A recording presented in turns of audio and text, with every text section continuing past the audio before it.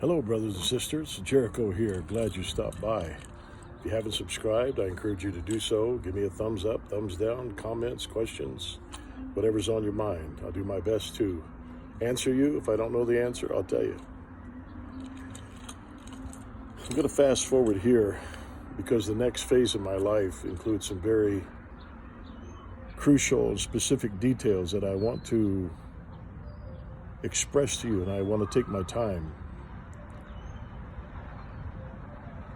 I'm going to begin by saying that when I was into my 17th year, I came back from Michigan to Ohio. My grandparents had already left Michigan and moved to Ohio because they wanted to be close to their two daughters, my mother and, of course, her sister.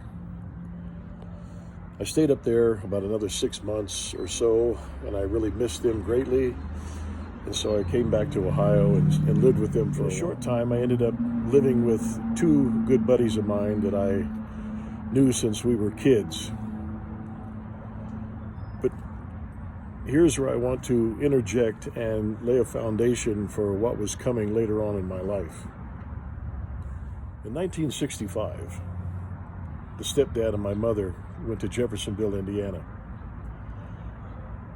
They went down there at the invitation of a woman preacher that was very close friends with him in the denomination that he was part of. I think it was Church of God of Cleveland, Tennessee, or something. It was a Pentecostal denomination. And so at her request, she wanted them to go with her down to hear this prophet speak and to see the signs and wonders that he was displaying. So this was in February of 1965. They were down there for the whole week. It was 7 meetings that he did during that week of February. I didn't go. I was left with some friends of ours from the church, and so I didn't have the opportunity to witness what they did. But after he came back, he was convinced that this man, who is known all over the world now, this man by the name of William Branham, was a prophet. Convinced him of that was the level of discernment by vision that this man demonstrated when he would call a person to the platform that he knew nothing about, and then as he went into the vision, he would tell them their name, their address, their sickness, what the doctor had said, etc., etc. And then he would watch what he called the pillar of fire as it moved out across the congregation, and he would call people out and tell them what their disease was and other important information in their life. And these were people he didn't know anything about.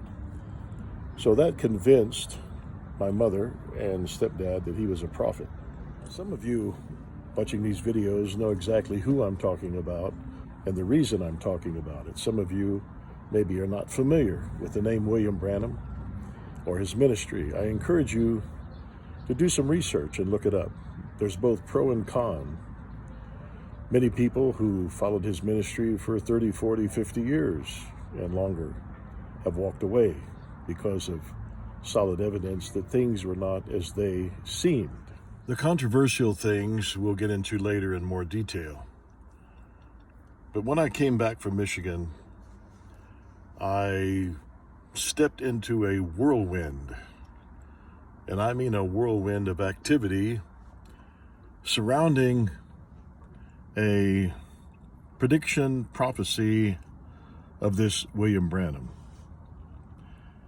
His prediction prophecy was that by 1977, everything would have come to an end as far as world events, and the millennium would be ushered in. Once again, those that are familiar with William Branham's ministry know exactly what I'm talking about. Those that do not, everything that you can discover about this man and his ministry, both pro and con, is on the internet. He based this upon calculations whereby he said that God dealt with Israel 1954 years. Therefore, he felt that God would deal with the Gentiles the same amount of years, 1954 years. And he began that Gentile calculation from 33 AD, which was the death and resurrection year of Jesus Christ. So if you calculate 1954 years from 33 AD, it's actually, and this has caused a lot of problems, it's actually 1987 rather than 1977. Nevertheless, at the time, no one was actually paying close attention to the calculation itself because he used the number 1977. And I could quote to you his exact verbiage regarding that issue, but it's stated in one of his classic series on the 7 church ages of the book of Revelation. And he said, Jesus said, no man knows the day or the hour of his coming, but he said, he did not say no man could know the week, the month, or the year. Then he backtracked after making that statement. Then he backtracked a moment and he said, now I do not prophesy, but I predict that based on the way things are going in the world, etc., along with, now here he steps forward again, along with divine inspiration and his calculations, that he predicted that by 1977, that would be it, and the millennium would be ushered in. Definitely a play on words. Definitely a play on words, which he was a master at. Even though he claimed he only had a 7th or 8th grade education, he was a master at wordplay. And it was subtle sometimes, and sometimes it was just blatant, but many times it was very subtle. He would take 2 steps forward, 3 steps backward, and then take a couple steps forward and a few steps backward, and he would make this wordplay.